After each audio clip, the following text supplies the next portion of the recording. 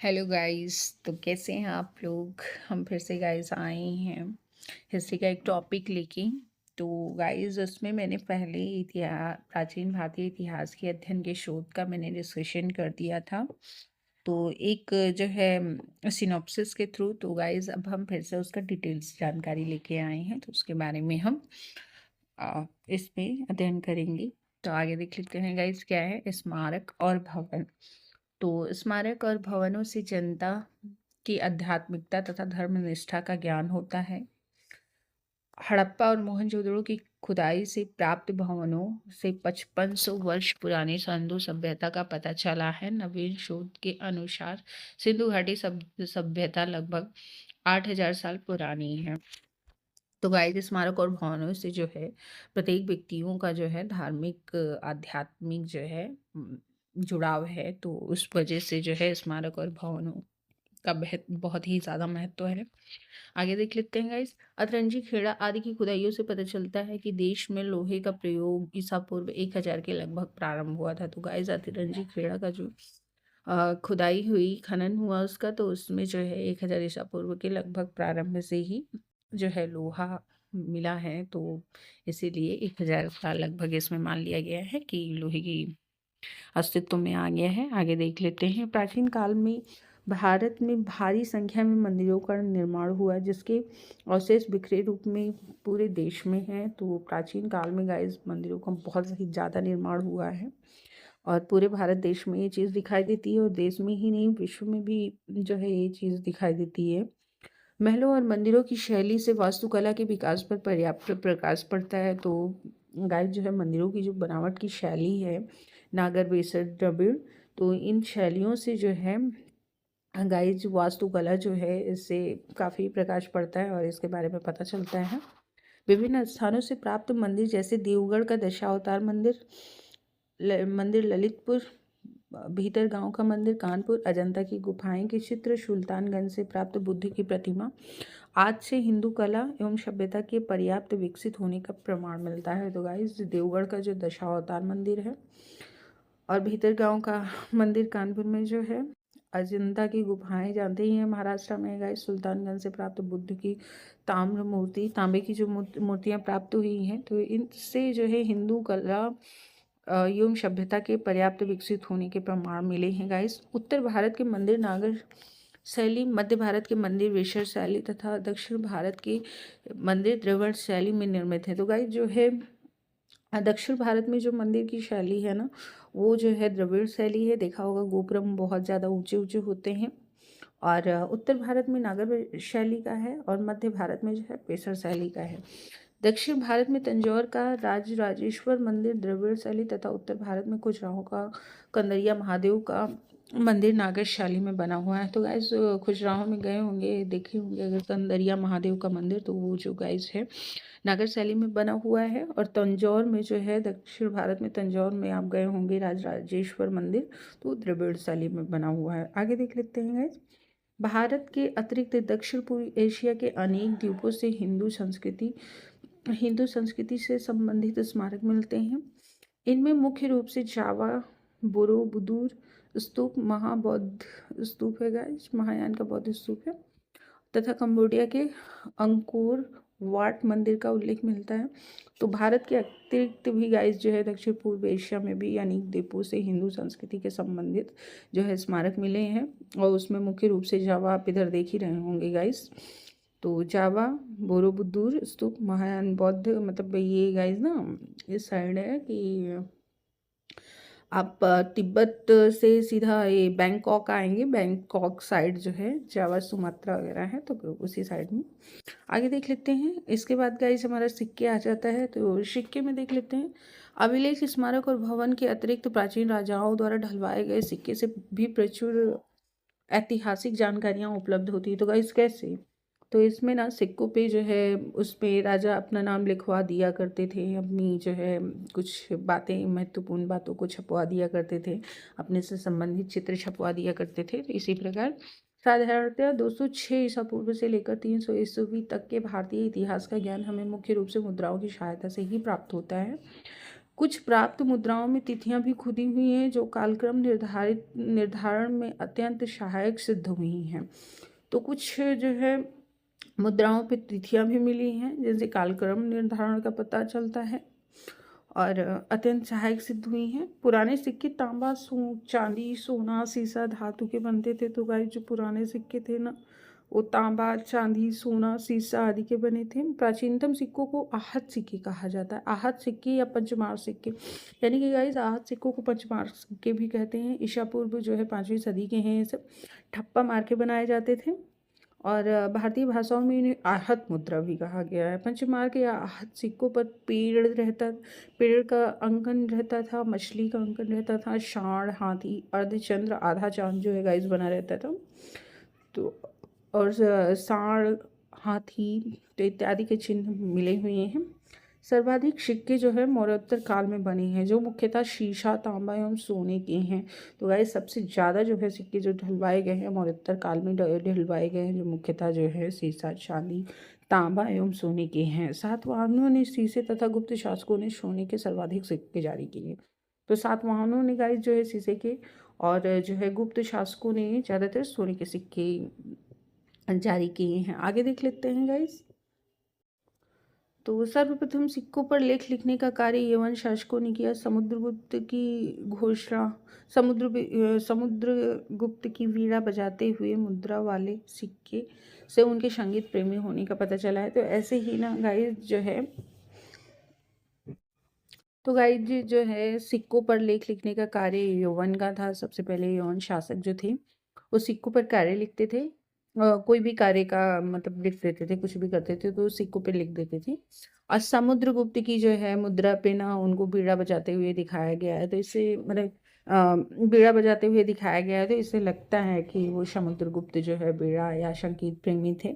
तो सिक्कों के अध्ययन को न्यूमिस्टिमेटिक्स कहते हैं। तो गाइस सिक्कों के अध्ययन को न्यूमिस्टिक्स कहते हैं। तो गाइस इसको ध्यान में रखिएगा क्योंकि हर एग्जाम में पूछने लगते हैं, प्रश्न बन के आ जाता है गाइस। मूर्तियों में देख लेते हैं। मूर्तियां प्राचीन भारतीय इतिहास में मूर्तियों का निर्माण कुषाण काल से आरंभ हुआ है। तो प्राचीन भारत में कुषाणों ने ही मूर्तियां बनाना आरंभ किया था।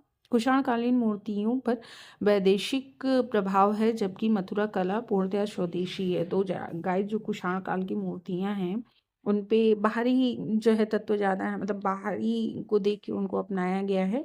लेकिन हमारी जो यहाँ मथुरा कला है ना गाइस वो पूर्णतः स्वदेशी है। तो मथुरा कला ना भारतीय कला है एक तरीके से। और आगे देख लेते हैं। भरहुत, बोधगया, सांची तथा अमरावती की मूर्ति कला में जनसाधारण के जीवन की अति सजीव झलक देखी गई है। जो है भरहुत में आपने देखा होगा, बोधगया गए होंगे, सांची गए होंगे, अमरावती गए होंगे, तो वहाँ पे जो मूर्ति कला बनाई गई है जनसाधारण के जीवन के लिए तो बहुत अच्छी है, सजीव झलक है, मतलब ऐसा लगता है कि मूर्तियाँ बोल पड़ेंगी। आगे देख लेते हैं गाइस।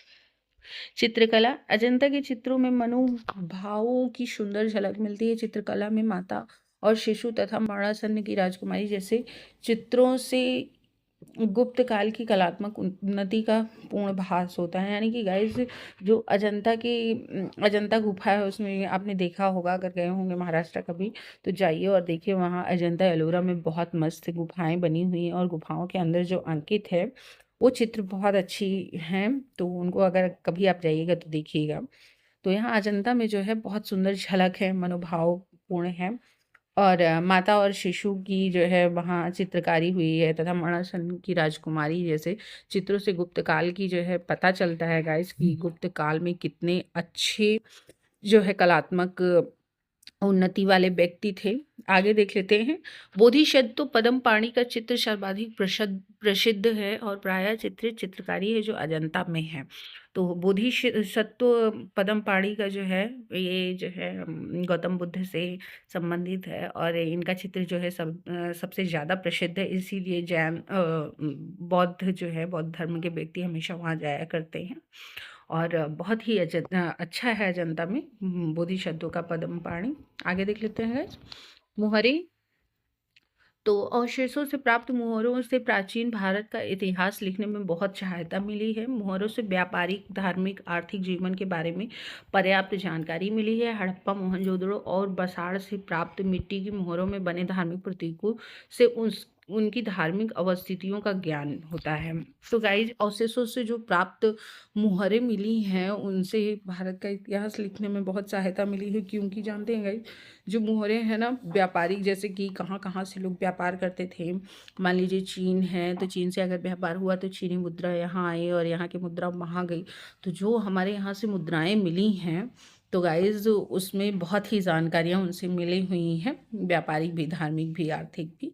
और हड़प्पा, मोहनजोदड़ो और बसाड़ से प्राप्त मिट्टी की मुहरों से बने धार्मिक, जो है मिट्टी की मुहरों पे गाइज धार्मिक प्रतीक बने हुए हैं, उनसे धार्मिक अवस्थितियों के बारे में पता चलता है। क्योंकि अगर हम धार्मिक हैं तभी जो है हमारे चीज़ों में आपको धार्मिकता दिखेगी, क्योंकि हम वैसे ही कपड़े पहनेंगे। हो सकता है कुछ चीज़ों का ऐसा इस्तेमाल करें जिसमें हमारी धार्मिकता होने का प्रतीक मिल जाए। तो ऐसे ही कुछ था गाइज, जो है मोहरों पे मिला हुआ। आगे देख लेते हैं साहित्यिक स्रोत में गाइस। तो साहित्यिक स्रोत के अंतर्गत हम धार्मिक साहित्य और लौकिक साहित्य का अध्ययन करते हैं। धार्मिक साहित्य में ब्राह्मण तथा ब्राह्मणेतर ग्रंथों की चर्चा की गई है। तो जो साहित्यिक स्रोत के अंतर्गत ना गाइस धार्मिक साहित्य है और लौकिक साहित्य का अध्ययन करते हैं। तो धार्मिक साहित्य में ब्राह्मण तथा ब्राह्मणेतर ग्रंथों की चर्चा गाइस हमने पिछले में, आप देख लीजिएगा हमारी वीडियो, एक हमने वीडियो डाली है, तो उसमें पूरा सिनॉप्सिस के थ्रू समझाया है, ब्राह्मण ग्रंथ बताए हैं और उसमें उनके ब्राह्मणेतर ग्रंथ की भी चर्चा हमने गाइस की है। तो आगे देख लेते हैं गाइस। ब्राह्मण ग्रंथों में वेद, उपनिषद, रामायण, महाभारत, पुराण तथा स्मृति ग्रंथ आते हैं, जबकि ब्राह्मणेतर ग्रंथों में बौद्ध तथा जैन साहित्य से संबंधित रचनाओं का उल्लेख किया जाता है। तो गाइज हमने इसकी चर्चा पहले कर ही दी है। आगे देखते हैं। लौकिक साहित्य में ऐतिहासिक ग्रंथों, जीवनियों, यात्रा वृतांत, कल्पना प्रधान तथा गल्प साहित्य का वर्णन है। तो गाइज जो है ऐतिहासिक ग्रंथों में ना जीवनियाँ हैं, यात्रा वृतांत है कि कहाँ से कहाँ तक का गए लोग, और कल्पना जो है कल्पना के आधार पे बना हुआ है गाइस। तो यही है, इनका अलग अलग भी विवरण निम्न प्रकार है। तो वेदों के द्वारा प्राचीन आर्यों के सामाजिक, आर्थिक, धार्मिक एवं राजनीतिक जीवन के बारे में पर्याप्त जानकारी मिलती है। वैदिक युग की सांस्कृतिक दशा के ज्ञान का एकमात्र स्रोत वेद है। तो जो हमारे ब्राह्मण साहित्य में ना गाइस वेद है, सबसे पुराना ऋग्वेद है, जिसमें बहुत सारी जो है जानकारियाँ मिलती हैं वैदिक युग की सांस्कृतिक दशाओं के बारे में। तो वेदों की संख्या 4 है, ऋग्वेद, यजुर्वेद, सामवेद, अर्थवेद। अब गाइस आगे देख लेते हैं। तो ऋग्वेद गाइस 1500 ईसा पूर्व से 1000 ईस्वी तक का जो है घटते हुए क्रम में। तो गाइस जो है ईस्वी पूर्व 1500 ईसा पूर्व से ऐसे 1000 ईस्वी के वेद माने जाते हैं। तो यह सबसे प्राचीन वेद माना जाता है जो है हमारा ऋग्वेद। यह एक ऐसा वेद है जो ऋचाओं में बद्ध है। तो गाइस इसमें जो है ये हमारा जो ऋग्वेद है इसमें ऋचाएँ हैं। ऋग्वेद में कुल 10 मंडल हैं, 1028 सूक्त, योग 10,580 ऋचाएँ हैं। इस वेद के पढ़ने वाले ऋषि को हुरोत कहते हैं। तो गाइस जो ये ऋग्वेद को पढ़ता था उसको हुरोत कहते थे। और ऋग्वेद का पहला एवं 10वां मंडल सबसे अंत में जोड़ा गया। तो गाइस जो ऋग्वेद में जो मंडल है ना, तो जो पहला मंडल है और 10वां मंडल है, तो ये सबसे बाद में जोड़ा गया है। और ऋग्वेद में तीसरे मंडल में सूर्य देवता सविता को समर्पित किया गया है गायत्री मंत्र। तो गाइस जो ऋग्वेद के तीसरे मंडल में है ना, तो गायत्री मंत्र है। 9वें मंडल में देवता सोम का उल्लेख है तथा 10वें मंडल में चतुर्वर्य समाज की संकल्पना का आधार है। तो 9वें मंडल में ना चतुर्वर्ण जो है समाज की संकल्पना है। और ऋग्वेद के 2 ब्राह्मण ग्रंथ हैं, ऐत्रेय एवं कौशिकी अथवा संख्यायन। तो कौशिकी को गाइस संख्यायन भी कहते हैं। और बोगस कोई अभिलेख में ऋग्वैदिक देवताओं का उल्लेख मिलता है। नोट नोट में देख लेते हैं गाइस, थोड़ा सा अलग से दिया हुआ है। संयुक्त राष्ट्र शैक्षिक वैज्ञानिक एवं सांस्कृतिक संगठन यूनेस्को द्वारा ऋग्वेद को विश्व मानव धरोहर की साहित्य में शामिल किया गया है। तो गाइस यूनेस्को है ना, ऋग्वेद को जो है विश्व धरोहर के रूप में शामिल कर लिया है। अब यजुर्वेद पढ़ लेंगे गाइस। तो हमने ऋग्वेद पढ़ लिया, अब यजुर्वेद के बारे में बात करेंगे। तो इसमें यज्ञों के नियमों या विधानों का संकलन मिलता है। यही कारण है कि इसमें इसे कर्मकांडीय वेद भी कहा जाता है। यजुर्वेद पद्य एवं गद्य दोनों में है। तो गाइस जो है, पहली बात तो यजुर्वेद कर्मकांडीय वेद है क्योंकि इसमें जो है यज्ञ के नियम और विधानों का संकलन मिलता है, तो इसीलिए इसे कर्मकांडीय कहा जाता है। यजुर्वेद ना गाइस गद्य और पद्य दोनों में लिखा हुआ है। तो यजुर्वेद के दो भाग हैं, शुक्ल यजुर्वेद और कृष्ण यजुर्वेद। तो शुक्ल यजुर्वेद केवल पद्य में है, जबकि कृष्ण यजुर्वेद गद्य एवं पद्य दोनों में है। आगे देख लेते हैं। यजुर्वेद के मंत्रों का उच्चारण करने वाला पुरोहित अधर्व्यु कहलाता है। यज्ञीय कर्मकांड का पर्यवेक्षण करने वाला पुरोहित ब्रह्मा कहलाता है। तो जो यज्ञीय कर्मकांड है ना, उसको जो पर्यवेक्षण करता है उसको पुरोहित कहते हैं, और वो पुरोहित को जो है ब्रह्मा कहते हैं। यजुर्वेद के प्रमुख उपनिषद जो हैं कठोर उपनिषद, ईशोपनिषद, श्वेतासुर उपनिषद तथा मैत्रायणी उपनिषद। तो गाइस हमने पहले ही डिस्कशन सिनॉप्सिस के माध्यम से कर दिया है, वेरी शॉर्ट में, आप जाके उसमें देख सकते हैं। लिंक मैं उसकी इसमें मेंशन कर दूंगी गाइस। यजुर्वेद का अंतिम अध्याय ईशावास्य उपनिषद है, जिसका संबंध आध्यात्मिक चिंतन से है। यजुर्वेद के दो ब्राह्मण ग्रंथ हैं, शतपथ और तैत्तिरीय। अब आगे गाइस देख लेते हैं सामवेद। तो गाइस थोड़ी सी वीडियो लंबी होगी, घबराइएगा नहीं। लेकिन अगर टीजीटी, पीजीटी और यूजीसी नेट का आप जो है एग्ज़ाम देते हैं, तो आई होप, सीरियसली बोल रही हूँ गाइस, कि आपको ज़रूर इसमें से ज़रूर आपको क्वेश्चन मिलेगा। तो सामवेद देख लेते हैं। सामवेद का अर्थ गान होता है। इसमें मुख्यतः यज्ञों के अवसर पर गाए जाने वाले मंत्रों का संग्रह है। इसे भारतीय संगीत का जनक कहा जाता है। 7 स्वरों शा, रे, ग, म, प, ध, नी की उत्पत्ति इसी से हुई है गाइस। तो जो हमारा सामवेद है ना, सामवेदों को ही संगीत माना जाता है, संगीत का जनक कहा जाता है। और जो आजकल हमारे यहाँ गायन की प्रथा चल रही है वो इसी से है। और सारे गामा के 7 स्वर जो है सामवेद से लिए गए हैं। सामवेद में कुल 1875 ईशाएँ हैं। सामवेद के मंत्रों को गाने वाला उद्गाता कहलाता है।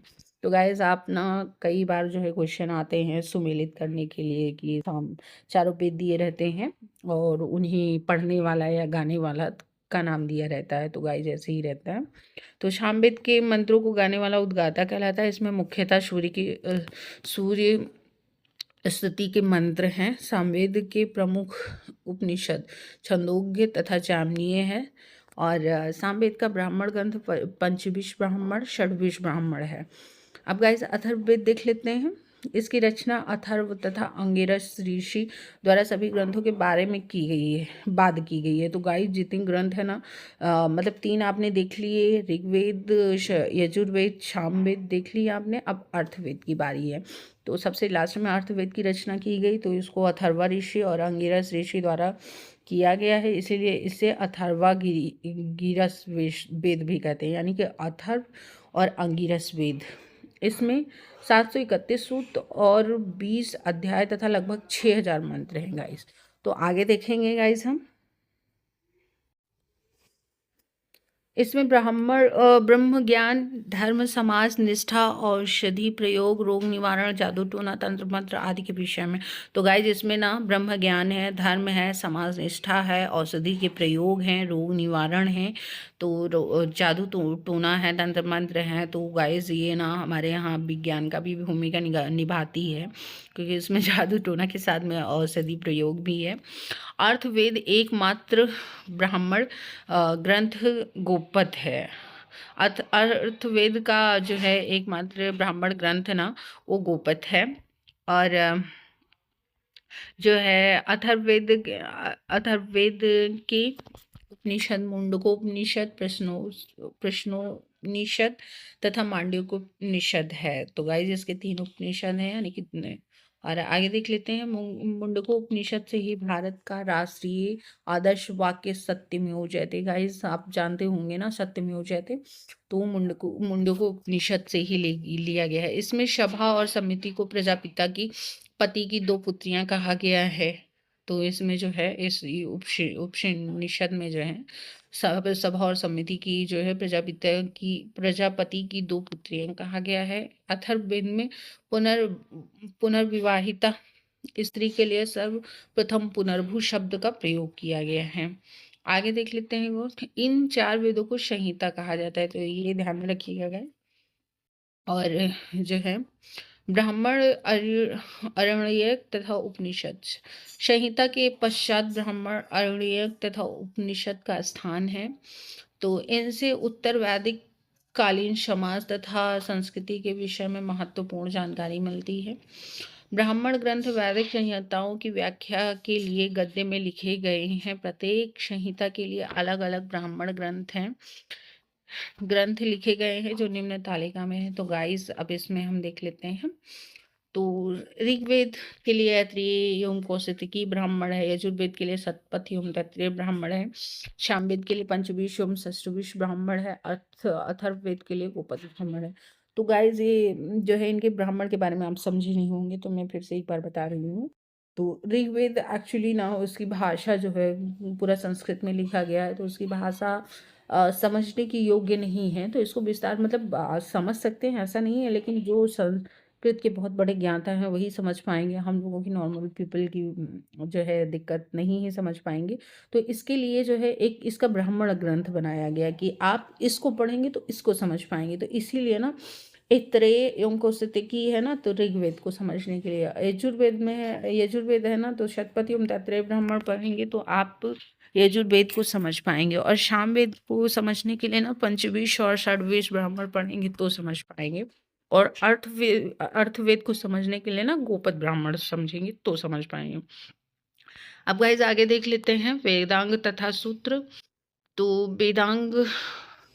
वेदों को भली भांति समझने के लिए 6 वेदांगों की रचना की गई है। शिक्षा यानी कि उच्चारण विधि, ज्योतिष, भाग्यफल, कल्प, कर्मकांड, व्याकरण, शब्द व्युत्पत्ति, निरुक्त, भाषा विज्ञान तथा छंद, चतुष्पदी श्लोक, ये वेदों के शुद्ध उच्चारण तथा ज्ञानादि करने के सहायक हैं। तो गाइस भली भांति वेदों को समझने के लिए ना उनके लिए शिक्षा, ज्योतिष, कल्प, व्याकरण और निरुक्त, छंद वेदों के उच्चारण ज्ञान करने के लिए सहायक है। इसी प्रकार वैदिक साहित्य को अक्षुण्ण बनाए रखने के लिए सूत्र साहित्य का प्रणयन किया गया है। श्रौत सूत्र, गृह सूत्र, धर्म सूत्र के अध्ययन से हम यज्ञ विधि विधानों, कर्मकांडों तथा राजनीतिक विधि एवं व्यवहार से संबंधित महत्वपूर्ण जानकारी प्राप्त कर सकते हैं।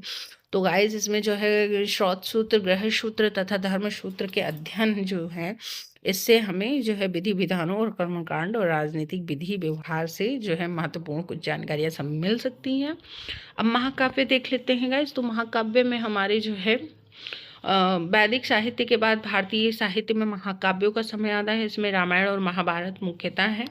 तो रामायण हमारा आदि काव्य है जिसकी रचना महर्षि वाल्मीकि ने की है। तो इसमें गाइज जो है ज़्यादा कुछ क्वेश्चन नहीं बनते हैं, बस महाकाव्य पूछ लेते हैं और उनके रचनाकार पूछ लेते हैं और किनसे संबंधित है वो पूछ लेते हैं गाइज। और महाभारत की रचना वेदव्यास ने की है। इससे प्राचीन भारत की सामाजिक, धार्मिक, राजनीतिक दशा का पता चलता है। तो आप जानते ही ऐतिहासिक दृष्टि से महाकाव्यों को विशेष महत्व नहीं दिया जाता है क्योंकि इसमें वर्णित कथाओं में कल्पना का समावेश अधिक है। तो गाइज जो ये हमारे जो महाकाव्य है ना ये कल्पना पे ज़्यादा आधारित हैं। इसमें कुछ विशेष नहीं है, बस इतना ही है कि कल्पना के आधार पे बनाए गए हैं। तो इसमें कल्पना की चर्चा ज़्यादा ही है, मतलब काल्पनिक है, इतना कोई रियलिटी नहीं है इसमें। तो आगे देख लेते हैं गाइस। तो गाइस पुराण आते हैं। तो पुराणों में प्राचीन भारतीय इतिहास का अच्छा क्रमबद्ध वर्णन मिलता है। पुराणों की संख्या 18 है। पुराणों का रचयिता जो है संकलनकर्ता लोमहर्ष ऋषि हैं तथा उनके पुत्र उग्रश्रवा को माना जाता है। तो गाइस आप पुराण जानते ही हैं कि 18 पुराण हैं और इतिहास का जो है क्रमबद्ध वर्णन इतिहास में पुराणों से मिलता है गाइस। तो आगे देख लेते हैं, पुराणों में मत्स्य पुराण सबसे प्राचीन गाइस और प्रमाणिक है, सबसे ज़्यादा प्रमाणिक है ना पुराणों में, तो मत्स्य पुराण है। और पुराण प्राचीन काल से लेकर गुप्त काल तक की ऐतिहासिक घटनाओं का परिचय कराते हैं। 6ठी शताब्दी ईसा पूर्व के पहले के प्राचीन भारतीय इतिहास के पुनर्निर्माण के लिए तो पुराण ही एकमात्र स्रोत है। तो गाइस, जो प्राचीन भारतीय इतिहास काल से लेकर गुप्त काल तक का जो ऐतिहासिक घटनाएं हैं ना, उनका परिचय जो है हमें पुराणों से ही मिलता है, और पुराण इसके लिए बहुत ही सहायक हैं। तो आगे देख लेते हैं गाइस, जो है जल प्लावन की कथा का वर्णन शतपथ ब्राह्मण में किया गया है। बृहदारण्यक उपनिषद में याज्ञवल्क्य और मैत्रेय का दार्शनिक संवाद वर्णित है। और भारतीय गणित का प्राचीनतम साक्ष्य शूल सूत्र है। तो गाइस, इसमें क्वेश्चन बहुत ज़्यादा बनते हैं, तो इसी नोट में थोड़ा शॉर्ट में है। नचिकेता और यम का संवाद कठोपनिषद में प्राप्त हुआ है गाइस। उपनिषद का प्रतिपाद्य विषय दार्शनिक विवेचन या आध्यात्मिक चिंतन रहा है गाइस। तो अब आगे देख लेते हैं हम। तो ब्राह्मणेतर साहित्य जो है बौद्ध साहित्य, तो इसके बारे में थोड़ा सा जानकारी प्राप्त करेंगे गाइस। तो भारतीय इतिहास के साधन के रूप में बौद्ध साहित्य का विशेष महत्व है गाइस, जानते ही हैं आप। और बौद्ध साहित्य ग्रंथों में त्रिपिटक सबसे महत्वपूर्ण है गाइस। तो इसमें जो है बौद्ध में त्रिपिटक है। तो त्रिपिटक बुद्ध की शिक्षाओं का संकलन है। तो गाइस, त्रिपिटक में ना बुद्ध से संबंधित जितनी शिक्षाएं हैं तो उनका जो है इसमें लिखा गया है। इन्हें 3 भागों में विभाजित किया गया है, विनय पिटक, सूत्र पिटक, अभिधम्म पिटक। तो गाइस, जो है विनय पिटक है, तो विनय पिटक संघ संबंधी नियम तथा आचार संबंधी शिक्षाओं का संग्रह है। तो जो विनय पिटक है ना गाइस, तो जो बौद्ध संघ था उसके कुछ नियम थे, आचार संबंधी शिक्षा का संग्रह है। तो ये विनय पिटक में है। सूत्र पिटक धार्मिक सिद्धांत है और धर्मोपदेश का संग्रह है। तो गाइस, जो सूत्र पिटक है ना, तो ये इसमें धार्मिक सिद्धांत है और इसमें धर्मोपदेश से संबंधित जो है संकलन किया गया है। वहीं अभिधम्म पिटक है गाइस, तो दार्शनिक सिद्धांतों का संग्रह है। तो जो अभिधम्म पिटक है ना गाइस, तो ये दार्शनिकों ने अपना संकलन स्वयं किया है। तो ये 3 मिलते हैं गाइस। तो बौद्ध ग्रंथ जो है पाली भाषा में लिखे गए हैं। बौद्ध ग्रंथों से संबंधित जातकों में बुद्ध से संबंधित घटनाओं का वर्णन किया गया है। तो गाइस, इसमें बौद्ध ग्रंथ हैं तो जो है पाली भाषा में लिखे गए हैं, और ये जो है बौद्ध ग्रंथों से संबंधित जातकों में बुद्ध से संबंधित घटनाओं का वर्णन मिलता है। दीपवंश महावंश नामक 2 पाली ग्रंथों से मौर्यकालीन इतिहास के विषय में जानकारी मिलती है। तो गाइस, दीपवंश और महावंश जो हैं महत्वपूर्ण 2 पाली ग्रंथ हैं बौद्ध धर्म के, जिसमें मौर्य काल के इतिहास के विषय में बहुत ही ज़्यादा जो है जानकारी मिलती है। गाइस, आगे देख लेते हैं। नागसेन द्वारा रचित मिलिंद पंथों पाली भाषा में रचित महत्वपूर्ण ग्रंथ है। इसमें हिंदू अवन शासक मिनांडर के विषय में सूचनाएं मिलती हैं। तो गाइस, नागसेन द्वारा जो है मिलिंद पंथों का रचना किया गया है। तो गाइस, इसमें हिंदू यवन शासक मिनांडर के विषय में कुछ सूचनाएं मिलती हैं। और बौद्ध धर्म के हीन संप्रदाय का प्रमुख ग्रंथ कथा वस्तु है, जिसमें महात्मा बुद्ध का जीवन चरित्र अनेक कथानकों के साथ वर्णित है। तो बौद्ध धर्म के हीनयान संप्रदाय का जो है गाइस प्रमुख ग्रंथ जो है कथा वस्तु है। इसमें जो है महात्मा बुद्ध के जीवन चरित्र की अनेक कथाएं जो हैं गाइस इसमें हैं। आगे देख लेते हैं। महायान संप्रदाय के ग्रंथ ललित विस्तार, दिव्यावदान आदि जो है ललित विस्तार में बुद्ध को देवता मानकर उनके जीवन कार्यों को चमत्कारिक वर्णन प्रस्तुत किया गया है। दिव्यावदान द्वारा अशोक के उत्तराधिकारियों से लेकर पुष्यमित्र शुंग तक के शासकों के विषय में सूचना मिलती है। तो गाइस, जो महायान संप्रदाय के ग्रंथ हैं ललित विस्तार, दिव्यावदान आदि में, तो ललित विस्तार में ना गाइस तो बुद्ध को देवता बना दिया गया है, उनके जीवन तथा कार्यों को चमत्कारिक रूप से दिखाया गया है उसमें। लेकिन आप भी जानते होंगे गाइज कि महात्मा बुद्ध जी ने स्वतः ही खारिज किया है कि मतलब ईश्वरत्व तो उनको नहीं मानना है, वो ईश्वरत्व को नहीं मानते गाइज। तो ऐसा है, लेकिन उनको फिर भी ईश्वर बना दिया गया है। तो आगे देख लेते हैं। दिव्यावदान जो है द्वारा अशोक के उत्तराधिकारियों से लेकर पुष्यमित्र शुंग तक के शासनकाल, तो जो है दिव्यावदान है ना, उसमें जो है अशोक के उत्तराधिकारियों से लेके जो है पुष्यमित्र शुंग तक के शासनकाल के विषय में सूचना मिलती है। और अब गाइस देख लेते हैं जैन साहित्य है। तो जैन साहित्य को आगम कहा जाता है। जैन ग्रंथों में परिशिष्ट, पर्वन, भद्र बाहु चरित्र, आचरांग सूत्र, भगवती सूत्र, कालिका पुराण आदि प्रमुख हैं गाइस। तो ये जो है जैन साहित्य को आगम कहते हैं। जो मतलब जैन साहित्य है ना, उसको पूरा आगम कहते हैं। और जैन ग्रंथों में परिशिष्ट, पर्वन और भद्रबाहु चरित्र, आचरांग सूत्र, भगवती सूत्र, कालिका पुराण आदि जो है बहुत ही महत्वपूर्ण है। तो जैन धर्म का प्रारंभिक इतिहास जो है कल्पसूत्र से ज्ञात होता है। तो गाइस जो है कल्पसूत्र के से ही जैन धर्म का प्रारंभिक इतिहास मिलता है, जिसकी रचना जो है गाइस भद्रबाहु ने की है। तो अब आगे देख लेते हैं क्या है।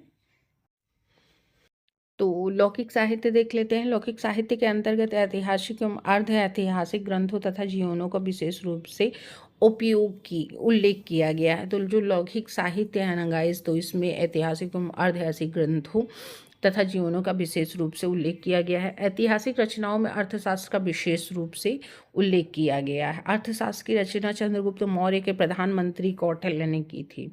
इसमें जो है चंद्रगुप्त मौर्य की शासन व्यवस्था पर है प्रकाश पड़ता है। तो गाइस जो है ये वाला अर्थशास्त्र जो है, जो इतिहास का अर्थशास्त्र है ना, जो कौटिल्य द्वारा रचित है ना, इसमें जो है शासन व्यवस्था से संबंधित राजनीति है। ये हमारा जो अर्थशास्त्र है एडम स्मिथ वाला, वो नहीं है गाइस। कल्हड़ द्वारा रचित राजतरंगिणी भी विशेष उल्लेखनीय है। यह संस्कृत साहित्य में ऐतिहासिक घटनाओं के क्रमबद्ध इतिहास लिखने का प्रथम प्रयास है। इसमें जो है आदिकाल से लेकर 1151 के आरंभ तक के कश्मीर के प्रत्येक शासक के काल की घटनाओं का क्रमानुसार वर्णन दिया गया है। तो गाइस कल्हड़ की राजतरंगिणी भी बहुत महत्वपूर्ण है, क्योंकि ऐतिहासिक घटनाओं के जो क्रमबद्ध इतिहास लिखने का जो आरंभ है ना गाइस, बहुत इसको मायने रखता है। आगे देख लेते हैं। अर्ध ऐतिहासिक रचनाओं में पाणिनि की अष्टाध्यायी, कात्यायनी की वर्तिका, पतंजलि का महाभाष्य, विशाखदत्त का मुद्रा राक्षस तथा कालिदास का कृत मालविका, अग्नि मित्रम आदि बहुत ही महत्वपूर्ण गाइस जो है रचनाएं हैं। ये ऐसा कोई एग्जाम नहीं है जिसमें पूछता नहीं है। आगे देख लेते हैं गाइस।